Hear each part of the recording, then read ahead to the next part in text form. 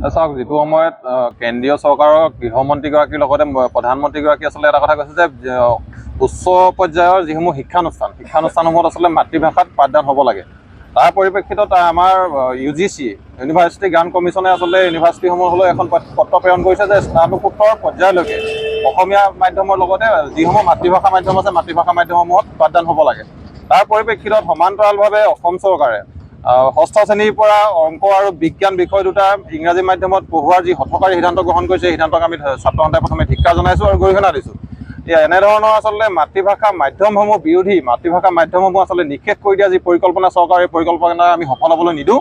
ছাত্ৰ সন্থাই এই যিসমূহ চৰকাৰৰ হঠকাৰী সিদ্ধান্ত, এই সিদ্ধান্তটো বাতিল নোহোৱা পৰ্যন্ত আন্দোলন কৰি যাব আৰু এই আন্দোলন আচলতে মুখামুখি হ'বৰ বাবে চৰকাৰখন আচলতে সাজু হৈ থাকিব লাগিব, এই কথাটো স্পষ্ট। নিশ্চিতভাৱে আমাৰ আজি দ্বিতীয়টো কাৰ্যসূচী, তাৰ লগে লগে আচলতে গুৱাহাটীত আমাৰ গণ সত্যাগ্ৰহ আছে, মহকুমা ছাত্ৰ সন্থাৰ চাইকেল ৰেলী, এনেধৰণে আচলতে আঞ্চলিকসমূহে প্ৰচাৰ পত্ৰিকা বিতৰণ এনেধৰণৰ মাহজোৰা কাৰ্যসূচী প্ৰদান কৰিছে।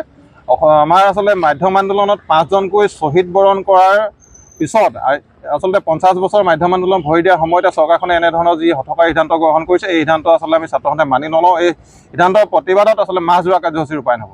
মহকুমাটোৰ বিভিন্ন আঞ্চলিকত হৈছে, কোনবোৰ আঞ্চলিকত আমাৰ আচলতে ধনশিৰি মহকুমাৰ 8খন আঞ্চলিক ছাত্ৰ সন্থা আছে। 8খন আঞ্চলিক ছাত্ৰ সন্থাতে আজি মাধ্যম বিৰোধী সিদ্ধান্তৰ প্ৰতিবাদ হৈছে।